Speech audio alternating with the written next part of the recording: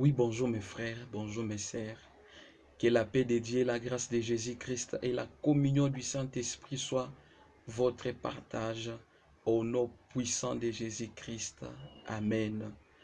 De partout où vous nous suivez, nous vous saluons dans le nom puissant de Jésus-Christ.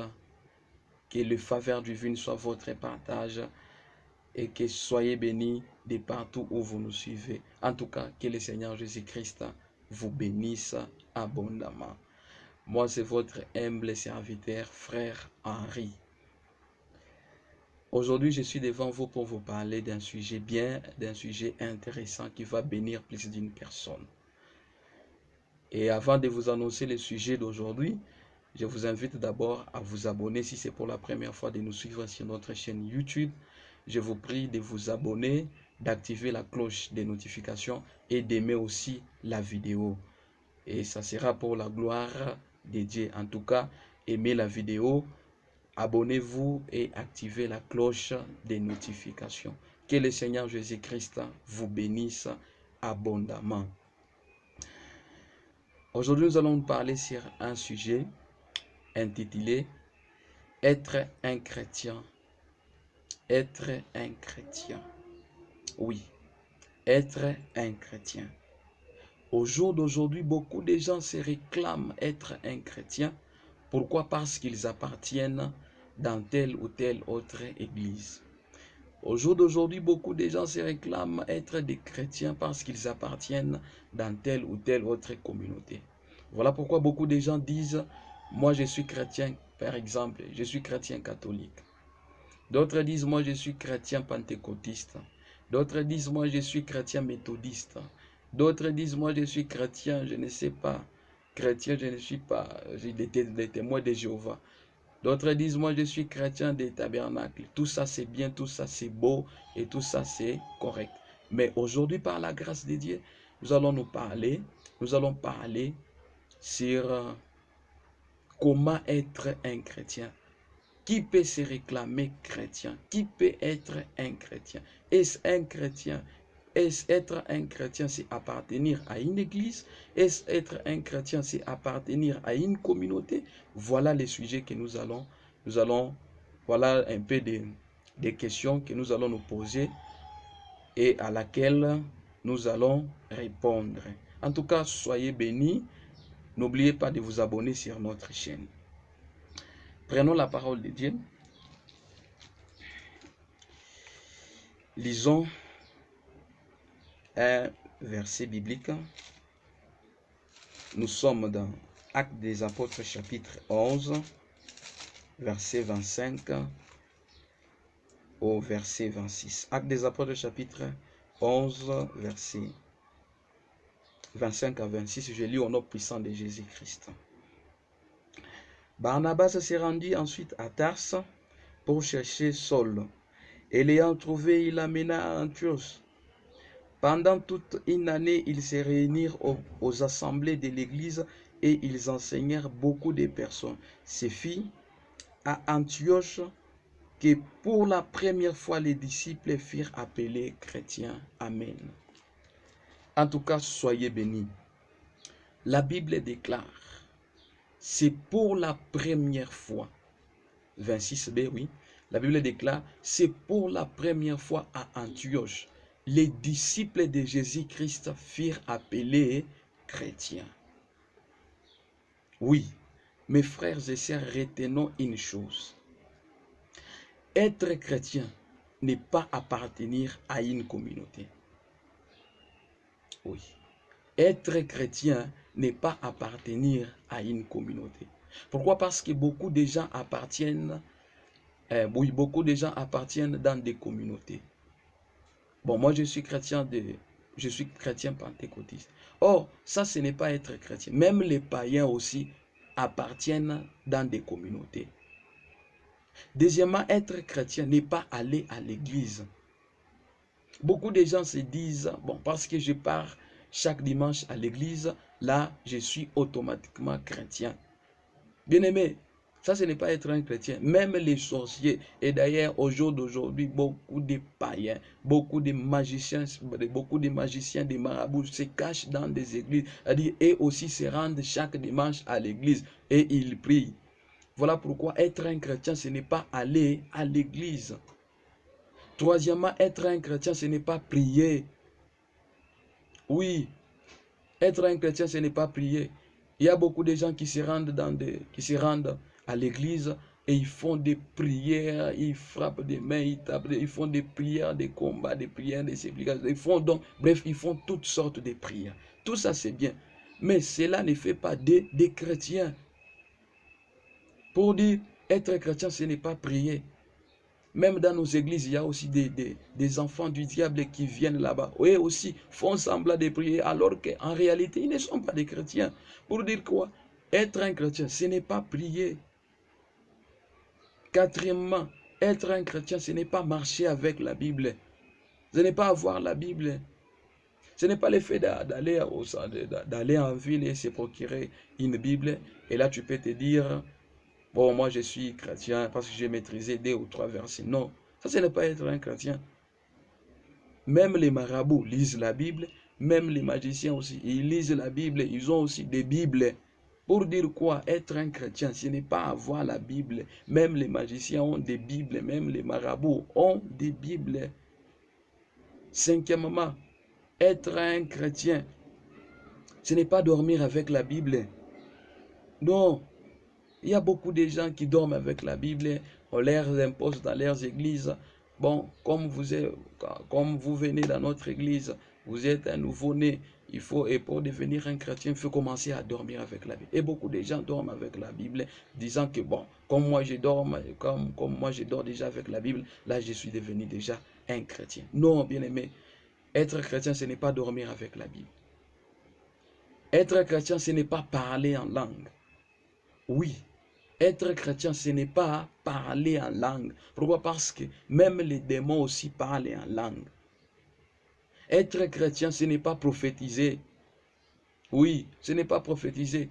Ce n'est pas le fait d'avoir vu quelque chose sur une personne, cela peut faire de toi un chrétien. Non, bien-aimé, même les enfants du diable prophétisent, même le diable lui-même prophétise, même les démons prophétisent. C'est-à-dire, la prophétie ne fait pas de nous des chrétiens. Hein? La prophétie ne fait pas de nous des chrétiens. Être chrétien, ce n'est pas prêcher. Non, ça c'est pas être un chrétien. Même les magiciens aussi, même les magiciens prêchent, même les enfants du diable prêchent. C'est-à-dire, la personne qui prêche ne peut pas s'inventer que moi je suis déjà chrétien. Non, c'est pas ça. Ça c'est pas être un chrétien. Maintenant, un chrétien, c'est qui? En analysant bien la parole de Dieu, le livre que nous venons de lire, le livre des Actes des Apôtres, chapitre 11, versets 26 à 25, nous comprenons une chose. Et là, on nous donne la réponse on nous donne la réponse de comment devenir un chrétien. C'est-à-dire, on donne la réponse à la question un chrétien, c'est qui? La Bible dit ceci, c'est pour la première fois à Antioche, les chrétiens firent appeler des chrétiens. C'est pour la première fois à Antioche, les disciples de Jésus-Christ firent appeler chrétiens. Mes frères, là nous comprenons une chose. Avant d'être chrétien, il faut être disciple de Jésus-Christ. Oui, avant d'être disciple, avant d'être chrétien plutôt, il faut être un disciple de Jésus-Christ. Parce que les disciples de Jésus-Christ étaient partis à Antioche où ils parlaient, où ils prêchaient. Ils prêchaient, c'est-à-dire Barnabas et Paul, ils étaient là-bas, ils prêchaient. Maintenant, les hommes d'Antioche ont vu les disciples de Jésus-Christ et ils les ont appelés, ils les ont qualifiés de chrétiens. Ils n'étaient pas des chrétiens, mais ils étaient d'abord des disciples. Maintenant, les gens d'Antioche leur ont vu. Ils ont regardé leur manière de parler. Ils ont regardé leur manière de vivre, leur manière de marcher. Ils ont dit, certainement, ces hommes sont comme Christ. Voilà pourquoi on leur avait donné le nom des chrétiens. C'est-à-dire, pour être un chrétien, il faut être d'abord disciple de Jésus-Christ. Or, un disciple, c'est qui? Un disciple, par définition, un disciple, c'est un élève discipliné qui imite son maître. Donc, les disciples de Jésus, les disciples qui étaient à Antioche, qu'on a appelés des chrétiens, ils étaient des imitateurs de Jésus-Christ. Ils étaient d'abord des élèves, les élèves qui imitaient leur maître qui n'était que le Seigneur Jésus-Christ. Oui, parce que selon la définition, on nous dit un disciple, c'est un élève discipliné qui imite son maître. Si réellement toi tu es un disciple de Jésus, tu dois nécessairement imiter le Seigneur, ton maître qui est le Seigneur Jésus-Christ. Si moi je suis un disciple, je dois être un élève qui imite mon maître qui n'est autre que le Seigneur Jésus-Christ. Et en devenant disciples, les hommes qui sont autour de nous, les hommes qui nous entourent peuvent nous regarder et peuvent témoigner que la manière de parler de ses frères, la manière de parler de cette sœur, la manière de vivre de cette sœur ressemble à la manière de vivre de Jésus-Christ. Et là, les hommes peuvent dire, toi, tu es un chrétien. Cette sœur, c'est une chrétienne. Ses frères, c'est un chrétien. Voilà comment on peut devenir un chrétien. On ne devient pas un chrétien par hasard parce qu'on entre dans une église, parce qu'on fréquente une communauté, parce qu'on fréquente un ministère, parce on parle, on a le don de parler en langue. Pourquoi pas on n'est pas chrétien parce qu'on prophétise? Non. Pour être chrétien, il faut d'abord être un disciple de Jésus-Christ. Et un disciple, c'est un élève discipliné qui imite son maître. Pour être un chrétien, il faut que tu sois d'abord un élève qui imite son maître. Or, si tu dis que le Seigneur Jésus-Christ est ton maître, c'est-à-dire tu dois nécessairement imiter le Seigneur Jésus-Christ. Oui. Tu dois imiter le Seigneur Jésus-Christ. Or, si les gens te regardent, si les gens qui sont autour de toi, est-ce réellement ces gens peuvent témoigner que toi tu es un disciple de Jésus? Par ta manière de parler, les hommes peuvent témoigner réellement que toi tu es un disciple de Jésus. Regardez l'apôtre Pierre. Un jour, lorsque Jésus-Christ a été arrêté, et Jésus-Christ était dans la cour, une servante est allée voir, est allée dire à Pierre, toi, tu étais aussi avec Jésus. Même ta manière, même ton langage te fait reconnaître que tu étais avec Jésus.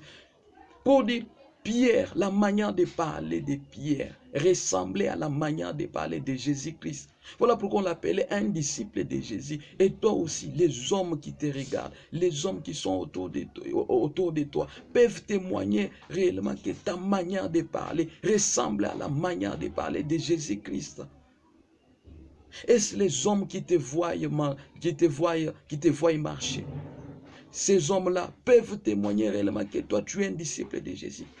Ta manière de se comporter. Est-ce les gens qui te voient? Ces gens-là peuvent témoigner réellement que toi, tu es un disciple de Jésus. Est-ce ton comportement ressemble au comportement de Jésus? Ta manière de vivre ressemble réellement à la manière de vivre de Jésus-Christ. Frère, inutile de s'appeler chrétien si tu n'imites pas le Seigneur Jésus-Christ. Inutile de te présenter que je suis chrétien de telle communauté, de telle église. Si tu n'es pas un élève discipliné, si tu n'es pas un élève de Jésus-Christ, si tu n'imites pas le Seigneur Jésus-Christ. Paul nous exhorte et nous dit, Soyez mes imitateurs comme je le suis de Christ. Si aujourd'hui on peut dire que Paul était un disciple de Jésus, c'est parce que Paul imitait le Seigneur Jésus-Christ. Et toi aussi, tu veux être un disciple de Jésus, tu dois imiter le Seigneur Jésus. Tu dois imiter le Seigneur Jésus-Christ dans ta manière de parler. Tu dois imiter le Seigneur Jésus-Christ dans ta manière de vivre. Tu dois imiter le Seigneur Jésus-Christ dans ta manière de faire les choses. C'est-à-dire, ta manière de faire des choses doit ressembler à la manière de faire des choses, à la manière dont Jésus-Christ faisait, à la manière dont Jésus-Christ faisait ces choses. Oui, tu dois réellement, si tu t'appelles chrétien, quand même tu dois avoir la vie de Christ en toi. Oui, oui bien-aimé. Inutile de te dire, moi je suis chrétien. Les disciples qui étaient à Antioche, ils ne s'étaient pas présentés. Ils ne s'étaient pas présentés aux habitants d'Antioche que nous sommes des chrétiens, nous sommes des disciples. Mais les habitants d'Antioche ont remarqué leur manière de vivre, la façon dont ils parlaient, la façon dont ils marchaient, la façon dont ils se comportaient. Et les habitants d'Antioche ont dit, ces hommes sont des chrétiens. Bien aimé, le tout n'est pas de s'appeler chrétien, mais le tout est de vérifier. Est-ce réellement je suis un élève et je suis un élève qui imite Jésus-Christ? Et si je suis un élève qui imite mon maître? Et si tu t'appelles chrétien, donc ton maître c'est le Seigneur Jésus-Christ. Et ta manière de vivre ressemble à la manière de vivre de notre Seigneur Jésus-Christ. Voilà être un chrétien. Voilà être un chrétien. Inutile de te présenter aux hommes. Inutile de te présenter aux hommes. De faire voir aux hommes comment toi tu es un chrétien. Non, bien-aimé. Laisse les gens témoigner réellement. Laisse les gens témoigner. Laisse les gens dire que toi tu es un chrétien. Lorsqu'ils verront comment tu te comportes. Et les hommes diront, cette sœur, elle est chrétienne, ses frères, il est chrétien. Voilà être un chrétien. Voilà être un chrétien. Bien-aimé, regarde bien ta vie. Est-ce ta vie ressemble à la vie de Jésus-Christ? Est-ce aujourd'hui, les hommes peuvent dire que toi aussi, tu es un chrétien? Regarde ce que tu penses. Regarde ce que tu fais. Est-ce que ce que tu fais ressemble à ce que Jésus-Christ faisait? Quand tu mens, est-ce que Jésus-Christ mentait? Quand tu ne fais que, quand tu mènes la vie d'impudicité, est-ce que le Seigneur Jésus-Christ menait aussi la vie d'impudicité? Quand tu corromps, Jésus-Christ aussi corrompait. Quand tu ne fais que voler au travail, est-ce que le Seigneur Jésus-Christ lui aussi le volait au travail? Bien-aimé, regarde réellement ta vie. Regarde correctement ta vie. Est-ce réellement tu es un disciple de Jésus? Est-ce réellement ta vie ressemble à la vie de Jésus-Christ? Si ta vie ne ressemble pas à la vie de Jésus-Christ, bien-aimé, aujourd'hui je t'en supplie, aujourd'hui je te prie, fais un effort de devenir un disciple. Fais un effort de devenir un disciple de Jésus-Christ. Pourquoi pas au jour d'aujourd'hui, beaucoup de gens sont devenus des disciples des hommes. Ils ne sont pas des disciples de Jésus, mais ils sont devenus des disciples des hommes. Oh, Jésus-Christ disait dans Matthieu chapitre 28, verset 19 à 20, la Bible déclare, Jésus-Christ disait, allez et faites de toutes les nations des disciples, mes disciples à moi. Or, aujourd'hui, au jour d'aujourd'hui, beaucoup de gens sont devenus des disciples des hommes. Au lieu d'être des disciples de Jésus, et deviennent des disciples des hommes. Bien-aimé, si tu n'étais pas disciple de Jésus-Christ, aujourd'hui je t'en supplie, aujourd'hui je te prie, sois un disciple de Jésus, sois un imitateur de Jésus, que ta vie reflète à la vie de Jésus-Christ, que tu commences, c'est-à-dire que tu prennes une décision de devenir un disciple de Jésus, que tu changes la vie que tu abandonnes la vie d'impudicité, que tu abandonnes la vie de mensonge, que tu abandonnes la vie de l'ivrognerie, que tu abandonnes la vie de la calomnie, que tu abandonnes la masturbation, que tu abandonnes la sodomie, que tu abandonnes les péchés. Que ta vie reflète quand même à la vie de Jésus-Christ. Fais un effort, bien-aimé. Fournis les efforts. Si tu étais un impudique, abandonne l'impudicité parce que ton maître n'est pas un impudique. Si tu étais un masturbateur, bien-aimé, abandonne la vie de masturbation parce que ton maître n'était pas un masturbateur. Si tu mentais, bien-aimé, abandonne les mensonges parce que ton maître n'était pas un menteur. Si tu es un calomniateur, bien-aimé, fais un effort d'abandonner la calomnie parce que ton maître n'était pas un calomniateur. Bien-aimé, si tu étais un voleur, si tu volais au travail, si tu étais un voleur, abandonne les vols. Pourquoi? Parce que ton maître n'était pas un voleur. Le Seigneur Jésus-Christ n'était pas un voleur. Le Seigneur Jésus-Christ n'était pas un masturbateur. Le Seigneur Jésus-Christ n'était pas un impudique. Le Seigneur Jésus-Christ n'était pas un menteur. Fais un effort, bien-aimé, d'abandonner les péchés. Fais un effort d'abandonner tout ce qui n'est pas de Dieu, tout ce qui ne reflète pas la vie de Dieu. Bien-aimé, je t'en supplie au nom puissant de Jésus-Christ, abandonne cela et abandonne cela au nom puissant de Jésus-Christ. Je t'en supplie, bien-aimé, abandonne cela. Abandonne cela. Abandonne la vie des péchés. Pourquoi? Parce que ton maître n'était pas un pécheur. La Bible déclare, c'est lui qui pêche est du diable. Si tu déclares que le Seigneur Jésus-Christ est ton maître, c'est-à-dire toi aussi, tu ne dois pas être un pécheur. Pourquoi? Parce que c'est lui qui pêche et du diable. C'est lui qui pêche et du diable. Fais un effort, bien-aimé, de quitter le diable. Fais un effort d'abandonner les péchés et de devenir un élève et de devenir un imitateur de Jésus-Christ. Fais un effort de devenir un disciple de Jésus-Christ et ça sera intéressant pour toi. En tout cas, que le Seigneur Jésus-Christ vous bénisse et qu'il vous soit favorable en tout au nom puissant de Jésus-Christ. Amen. C'était votre humble serviteur, frère Henri, qui vous a apporté ce message. Si ça vous a plu, partagez la vidéo. Partagez la vidéo avec les autres. Et surtout, n'oubliez pas d'activer la cloche de notification après vous avoir abonné. En tout cas, que le Seigneur Jésus-Christ vous soit favorable en tout. Au nom puissant de Jésus-Christ. Amen et à la prochaine.